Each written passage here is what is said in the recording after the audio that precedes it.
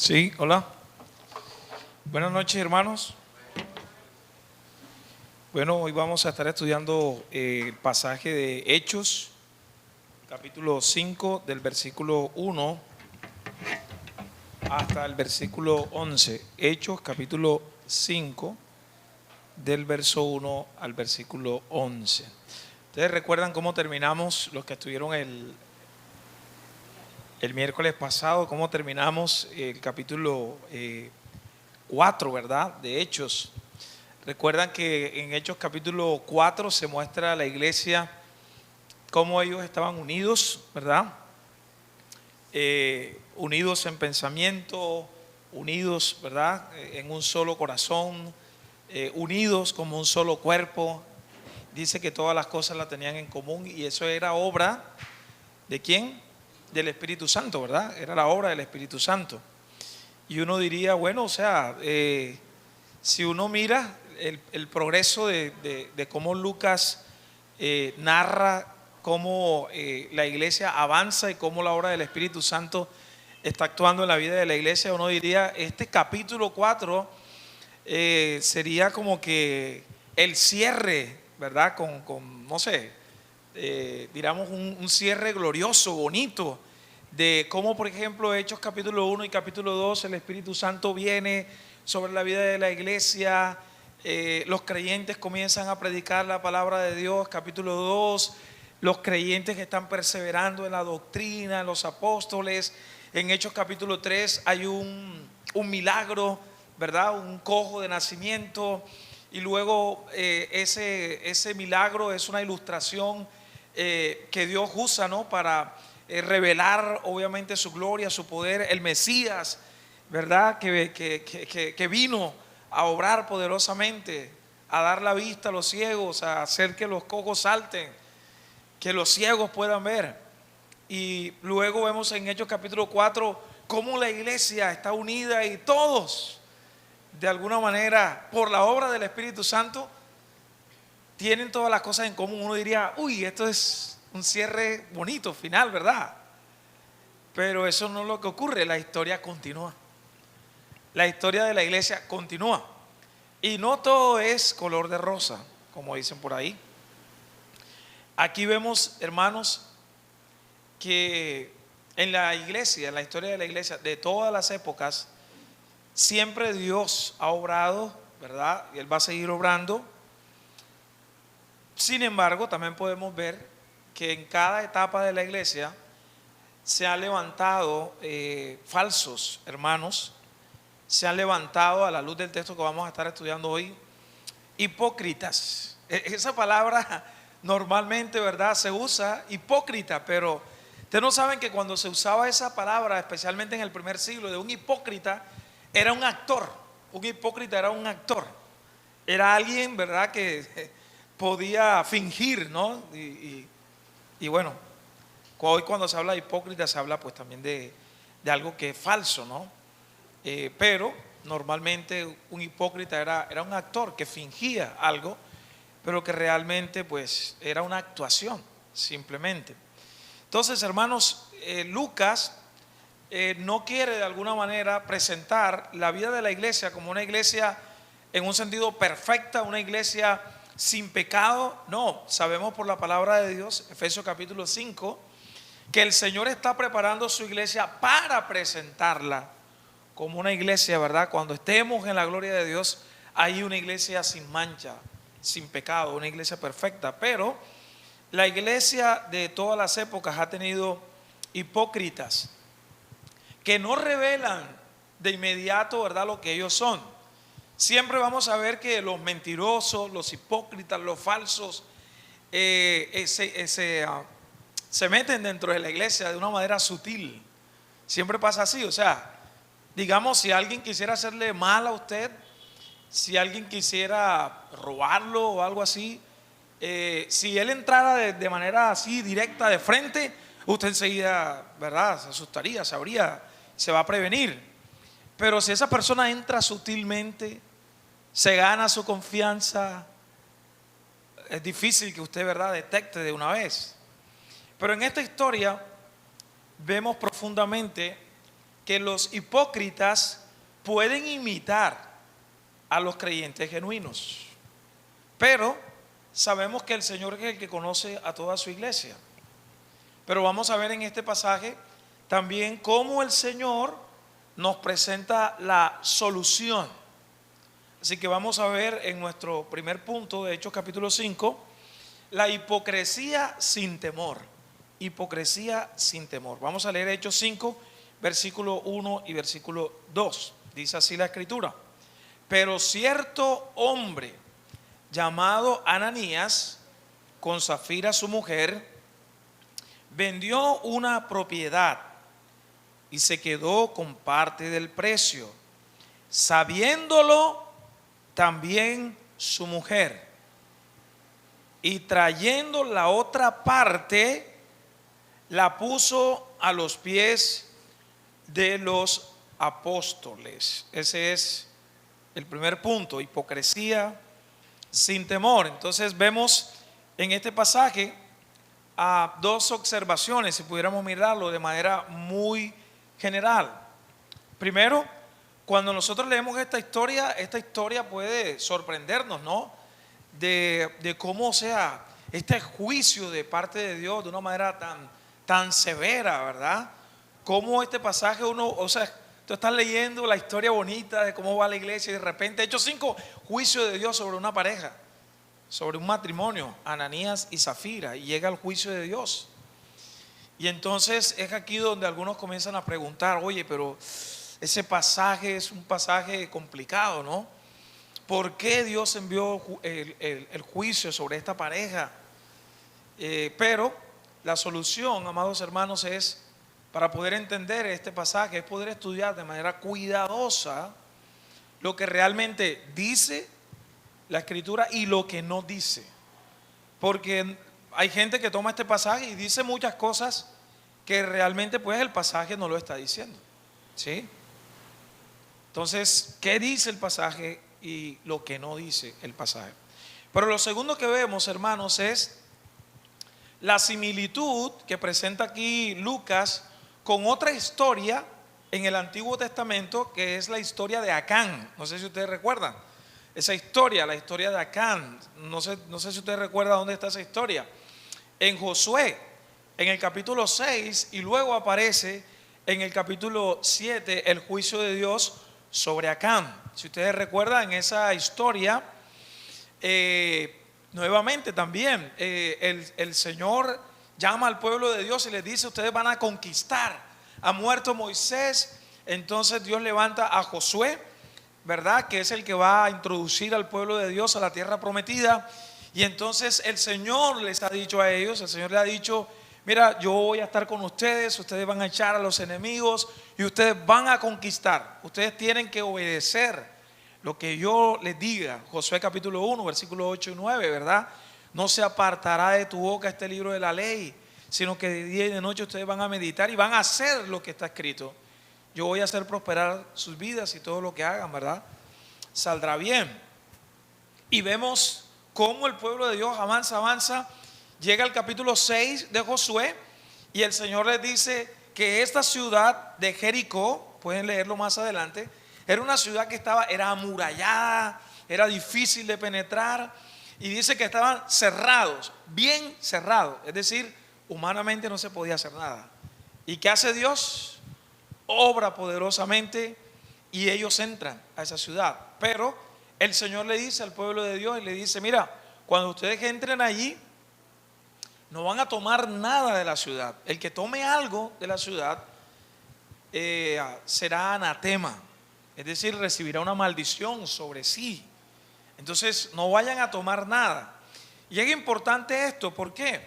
Porque ¿cuál era la idea? Normalmente uno bueno, yo no sé si usted, ¿verdad?, lo entendía de esa manera, pero normalmente uno veía el pasaje, o en mi caso, como que, bueno, no se podía tomar nada porque era anatema. Bueno, era anatema porque Dios lo había ordenado: no tomen nada, y si alguien toma algo, es anatema. En algunos casos el Señor decía: solamente ustedes van a destruir toda la ciudad, pero solamente van a tomar el oro, la plata, van a tomar el bronce, todos aquellos elementos de valor, y eso lo van a traer al arca de Dios. Eso va a ser, ¿verdad?, como una respuesta de adoración al Señor. Han tomado el botín. O sea, el mismo Señor indicaba. Pero en Josué capítulo 6 vemos entonces que algo ocurre.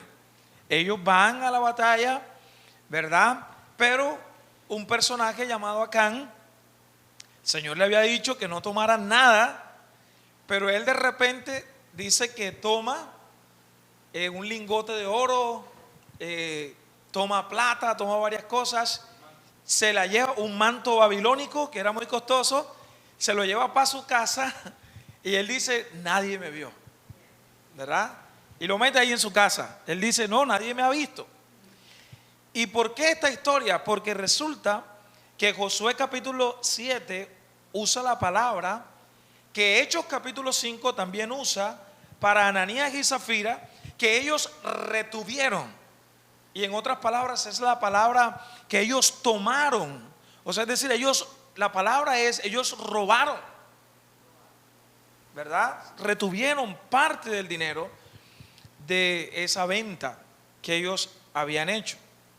Entonces, en Josué capítulo 7, versículo 1, mire cómo dice, pero los hijos de Israel, Josué 7, 1, estoy leyendo, cometieron una prevaricación en cuanto al anatema, porque Acán, hijo de Carmi, hijo de Sabdi, hijo de Sera, de la tribu de Judá, aquí está la palabra, tomó, esa es la palabra, tomó del anatema, y la ira de Jehová se encendió contra los hijos de Israel. Y en Ananías y Zafira lo que ellos hicieron fue retener, tomar una parte. Entonces es interesante que tanto Josué capítulo 7 versículo 1 como en Hechos se puede también ver de alguna manera este contraste de un comienzo prometedor, no sé si me están siguiendo, de algo glorioso, cómo la iglesia está avanzando, cómo el pueblo de Dios está avanzando, cómo Dios está con ellos están escuchando, pero de repente la historia cambia. Y este es un patrón, o sea, es decir, esto es algo que vemos constantemente en la historia del pueblo de Dios, en la historia de la salvación. ¿Cómo empieza en la historia de la salvación? Empieza, ¿verdad?, el Señor revelándose a Adán, a Eva. Él los crea, los coloca en el huerto del Edén. ¿Y qué ocurre?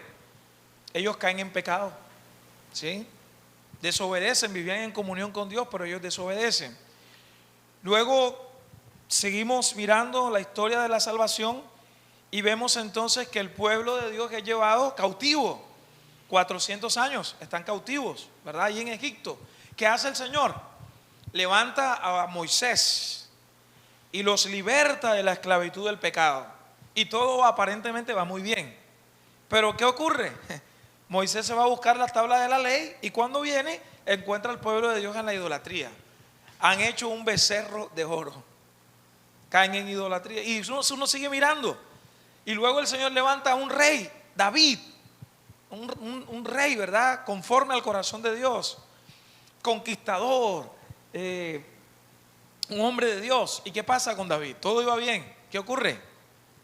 Cae en adulterio y en asesinato. Y mata a Urías, eteo. Tremendo, ¿no? Entonces, así, de manera similar, nosotros vemos aquí un matrimonio, Ananías y a Zafira, que vuelven a pecar aquí en una etapa temprana de la iglesia. Vemos la iglesia avanzando, pero de repente se rompe la comunión. ¿Y qué vemos, hermanos? Vemos a Satanás actuando aquí, hermanos. No debemos pensar que el evangelista Lucas, que es el que escribe Hechos, está presentando aquí como un cuadro de una iglesia que no va a tener ningún problema, ninguna dificultad. No, Lucas está presentando aquí, y es interesante esto, que Lucas presenta la realidad. Lucas está presentando aquí que el pueblo de Dios no es perfecto y que la iglesia en algún momento va a tener hipócritas que se levantan en contra del pueblo de Dios, ¿verdad? Lucas presenta entonces en esta historia el acto de engaño y el acto de hipocresía de esta pareja. Ahora, algo que vemos aquí en esta historia de Hechos capítulo 5, si ustedes notan, aquí Pedro, que es el representante de Dios, el apóstol de Dios, el representante de Dios, el enviado de Dios, no le dice a Ananías y a Zafira: hombre, lamento por ustedes, pero oye, Satanás cómo los atacó a ustedes, ¿verdad? Terrible que Satanás los atacó a ustedes, y entonces por lo tanto el responsable es Satanás y ustedes no son responsables. No, miren que el apóstol Pedro presenta la responsabilidad de este matrimonio de Ananías y Zafira, pero también presenta la obra de Satanás. ¿Por qué Satanás llenó tu corazón? Le dice, ¿verdad? ¿Qué has hecho? Le dice el apóstol Pedro a Ananías y a Zafira. O sea que aquí vemos entonces la responsabilidad de cada persona. O sea, no es que, ay, Satanás me tentó, yo no lo quería hacer, pero verdad, es que eso es difícil. No, vemos la obra de Satanás. La obra de Satanás es real, pero vemos claramente también la responsabilidad nuestra, la responsabilidad humana. Alguien comentó que Satanás, al no lograr destruir la iglesia mediante ataques externos, entonces lo que hizo es recurrir a una hipocresía interna. Y a veces ocurre así, ¿no? O sea, desde adentro trata Satanás de poder destruir la iglesia. Sin embargo, eso no tomó por sorpresa al Señor. El Señor sabe cada situación por la que la iglesia va a pasar. Es más, todas esas situaciones el Señor las usa, que sabemos que es difícil, ninguno quiere pasar por esa situación, ¿verdad? Cuando algo pasa en la iglesia uno dice, uy, pero ¿por qué? Uno no quisiera que pasaran cosas difíciles dentro de la comunidad del pueblo de Dios. Uno quisiera que todo fuera éxito, avance, y que uno siempre estuviera hablando de las buenas cosas, de acuerdo a lo que uno cree que son las buenas cosas.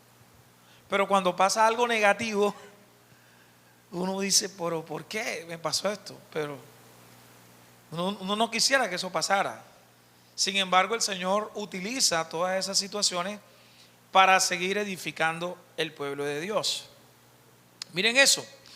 Lucas enfatiza dos veces que Ananías y Zafira actuaron juntos. Ellos actuaron juntos, se pusieron de acuerdo en lo que ellos iban a decir. Se pusieron de acuerdo en apariencia, es decir, aparentaron. Se pusieron de acuerdo en querer lucir como personas piadosas. Se pusieron de acuerdo en presumir que eran personas generosas delante del pueblo de Dios. Ahora, ¿cómo termina Hechos capítulo 4? Hechos capítulo 4 termina con el ejemplo de un hombre piadoso que se llamaba Bernabé. ¿Recuerdan?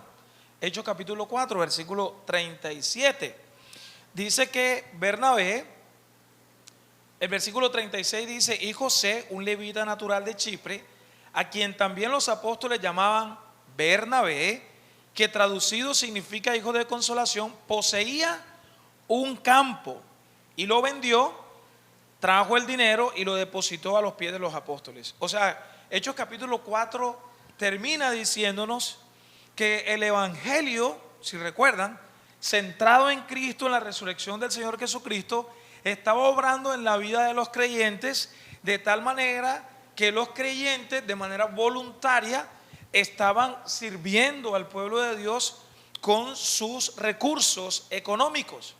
Aquí vemos en Hechos capítulo 4 a Bernabé que se despoja de un bien que él tenía, él lo vende y él lo trae a los pies de los discípulos. O sea, nadie le dijo, hey, vende esa propiedad y dala a la iglesia. No, nadie le dijo, eso fue un acto voluntario, obrado por el Espíritu Santo. Pero aquí entonces en Hechos capítulo 5 vemos a esta pareja que también traen, ¿verdad?, un recurso a la iglesia. Pero ¿cuál fue la diferencia entre Bernabé y Ananías y Zafira? ¿Cuál fue la diferencia?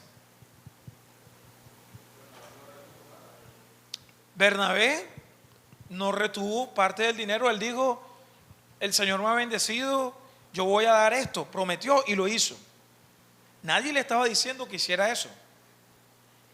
Ananías y Zafira dijeron: wow, qué acto de piedad este tipo, ¿no?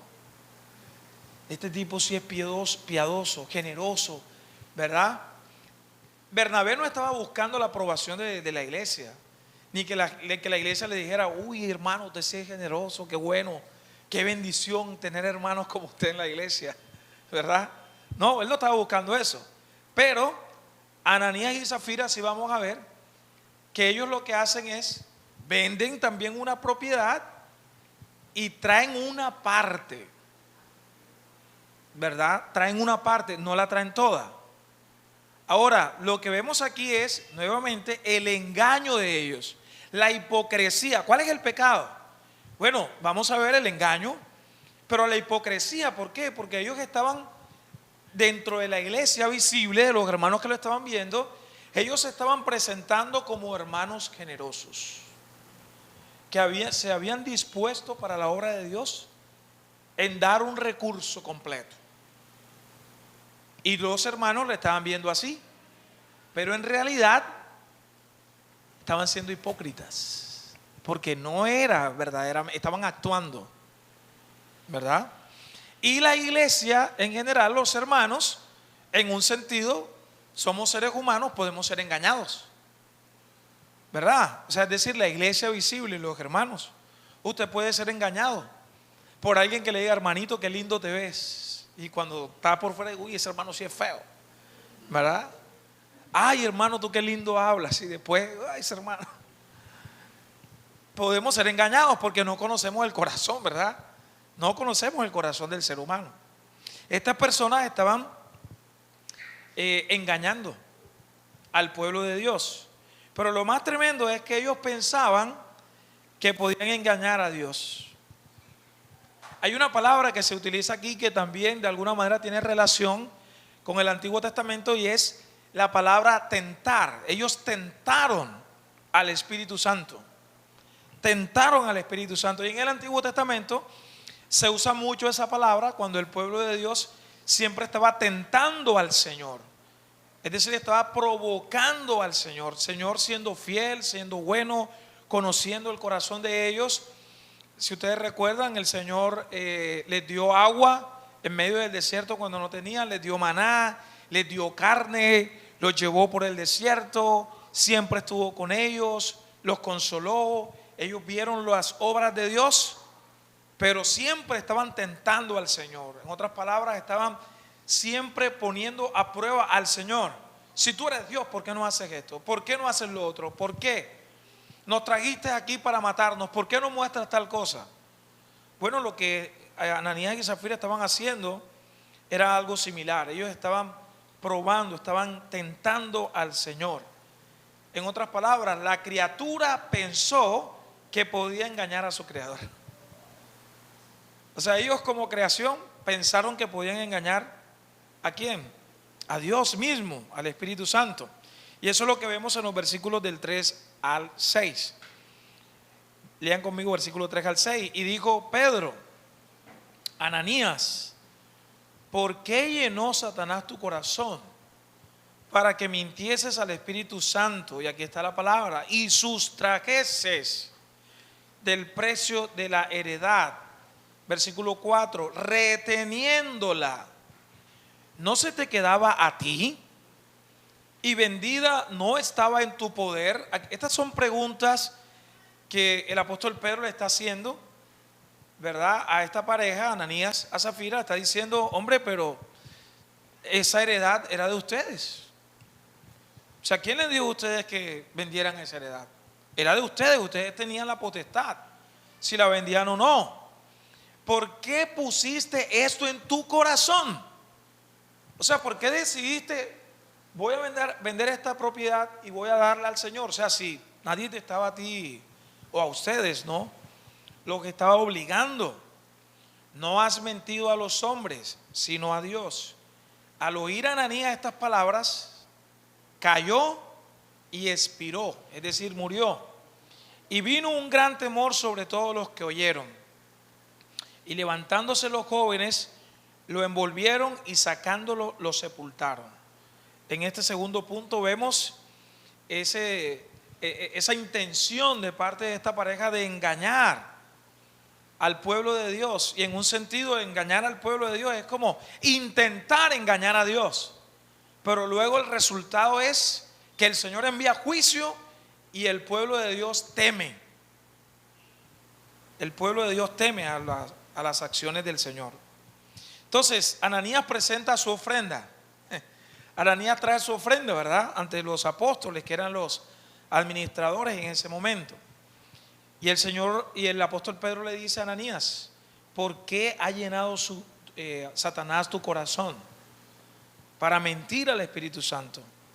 Aquí vemos una vez más, Pedro reconoce la responsabilidad personal de Ananías, pero también la obra engañosa de Satanás. Satanás le tentó, pero él fue responsable, ¿verdad?, por su pecado. Entonces, tentar al Espíritu Santo, tratar de mentir al Espíritu Santo, tratar de ser hipócrita con Dios, siendo que Él es la fuente, Dios es la fuente de todo. No podemos nosotros mentir, ¿verdad?, a Dios. Pedro le aclara aquí a Ananías: pero si la propiedad era tuya, Ananías, o sea, tú no estabas obligado a dar todo. Es más, si tú hubieras dicho voy a dar una parte, bien, o sea, gloria a Dios. Pero vamos a ver aquí en el relato que ellos se ponen de acuerdo, y lo que ellos están haciendo es engañando de una manera deliberada para aparentar piedad ante el pueblo de Dios. Y el problema, lo que vemos aquí, fue aún mayor. ¿Por qué? Porque ellos estaban tratando de asumir nuevamente que Dios no estaba viendo nada, que Dios, ¿verdad?, estaba como que ajeno a todo lo que estaba ocurriendo. Pero ¿qué es lo que vemos frente a toda esta apariencia de estas personas? En esta historia temprana de la iglesia, Dios actúa de una manera inmediata y Ananías cae muerto. Pedro está hablando con él y Ananías cae muerto. O sea, el resultado del juicio de Dios fue inmediato. ¿Y qué ocurre? Hombre, la gente tiene miedo. El temor se apodera de todos los que están ahí y dice: wow, pero esto, o sea, el juicio de Dios. Ahora, el juicio de Dios fue purificador. El juicio de Dios fue purificador, pero también ese juicio trajo temor en el pueblo de Dios. Trajo advertencia. Es decir, el pueblo de Dios debía estar atento a que Dios es un Dios santo. Nuevamente, este juicio de Dios estaba revelando la santidad de Dios. La santidad de Dios. Con Dios no podemos nosotros jugar, ¿no? O sea, como que Dios nos conoce completamente, sabe quiénes somos. Ahora, esta muerte, también vemos algo aquí de manera inmediata, y es: unos jóvenes lo toman, envuelven a Ananías de manera rápida, y al parecer esto era cultural en un sentido. Juicio de Dios llegando sobre esa persona, no hay tiempo para hacerle un velorio, no hay tiempo para... No, lo envuelven de manera inmediata, lo sepultan, se lo llevan de una vez. Ahora, todavía el juicio de Dios no había caído sobre la esposa. Ella tuvo varias horas para arrepentirse. ¿Cuántas horas? Según el texto, 3 horas. Ella pudo pensar, ¿verdad? Cuando, bueno, ¿qué voy a decir? No, yo tengo que decir la verdad, pero no. En el versículo 7 al 11 dice que pasado un lapso como de 3 horas, sucedió que entró su mujer, no sabiendo lo que había acontecido. O sea, ya el esposo se lo habían llevado a sepultar. Entonces Pedro le dijo a la mujer: miren esto. Aquí Pedro le dice: dime, Pedro en representación de Dios, ¿vendiste en tanto la heredad? Ella hubiera podido decir aquí la verdad. Pero ¿qué dice ella? Siguió en su mentira. Y dijo, en tanto. O sea, es decir, lo mismo que había dicho el esposo. Ella se mantuvo ahí en esa mentira. Y Pedro le dijo, versículo 9, ¿por qué convinisteis? O sea, ya se puso de acuerdo con el esposo en tentar al Espíritu del Señor. Aquí están tentando al Espíritu Santo. O sea, es como que el Espíritu de Dios no sabe nada, ¿verdad? No nos van a descubrir. No, no, no. El Señor lo sabe todo, porque Él lo conoce todo, porque es el Creador, es el soberano, es todopoderoso. Aquí el Señor, a través de Pedro, le dice, he aquí a la puerta los pies de los que han sepultado a tu marido. O sea, es decir, van allá, mira, allá van los jóvenes que sepultaron a tu marido hace 3 horas, allá van, de pronto. Y le dice, y te sacarán a ti. Qué miedo. Versículo 10, al instante. Y es importante resaltar esas palabras, ¿no? De manera inmediata, al instante, al instante. Ella cayó a los pies de él y murió. Y pasó lo mismo. Cuando entraron los jóvenes, la hallaron muerta y la sacaron y la sepultaron junto a su marido. ¿Qué diría ahí la piedra donde lo sepultaron a los dos? ¿Qué quisiera usted que dijera su lápida? Ahí estaban los dos junticos. Ustedes se imaginan el testimonio, ¿no?, de las personas que pasaban por ahí, esos dos junticos, ¿cómo los conocerían? Y vino un gran temor sobre toda la iglesia y sobre todos los que oyeron estas cosas. Hermanos, Dios es un Dios santo. Pedro le acusa también a esta mujer de poner a prueba al Espíritu Santo. El mismo lenguaje que vemos en el Antiguo Testamento, donde Israel todo el tiempo poniendo a prueba constantemente a Dios, desobedeciendo a Dios, provocando a ira al Señor, rechazando a Dios constantemente, no escuchando la palabra de Dios. Hermanos, aquí vemos que la santidad de Dios y el juicio de Dios no distingue color, no distingue hombre, mujer, niño, joven. No, no, no. Que no fue que el Espíritu de Dios dijo, bueno, vamos a pasársela a la mujer. No, los dos fueron responsables, ¿verdad?, de pecado. Este pasaje de Hechos capítulo 5 concluye el gran temor que cayó sobre todo el pueblo de Dios, sobre toda la iglesia. Y aquí en Hechos capítulo 5 es la primera vez que aparece la palabra iglesia como tal. La palabra iglesia aparece ahí. O sea, es decir, aquí Lucas está enfatizando la continuidad entre el pueblo de Dios del antiguo pacto, del Antiguo Testamento, y el nuevo pacto, la comunidad del nuevo pacto, ¿verdad? O sea, aquí se está resaltando que la iglesia debe caracterizarse también por el temor del Señor. O sea, hermanos, con este acto de juicio, el pueblo de Dios estaba temiendo. Ahora, algunos pueden pensar, bueno, este temor era un temor, solamente un temor reverente de adoración a Dios. No, también era un temor de miedo, ¿verdad? Era un temor, pero si ustedes ven más adelante, no fue un temor que paralizó a la iglesia para no continuar la obra de Dios. No, fue un temor que purificó a la iglesia para seguir predicando la palabra de Dios. En Hechos capítulo 6 vamos a ver que la iglesia continúa. Dios levanta a un grupo de hombres para que sirvan a la iglesia. La iglesia sigue avanzando, el pueblo de Dios sigue predicando la palabra de Dios, persiguen a los creyentes, pero el Espíritu Santo continúa su obra.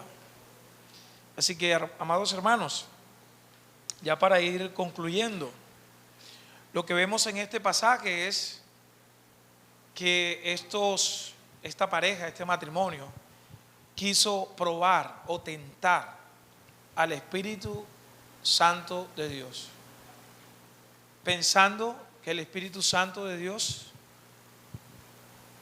no iba, o más bien iba a estar contento con lo que ellos estaban haciendo, ¿no? Ellos estaban provocando, ¿verdad?, a Dios mismo. ¿Y qué hizo el Señor? Envió su juicio en la vida de la iglesia, en la vida de la iglesia. Ahora, cuando uno ve ese pasaje, uno dice, bueno, hoy nosotros no estamos viendo como un juicio así como tan severo, ¿verdad? Pensamos. No estamos viendo que el Señor está matando gente de repente.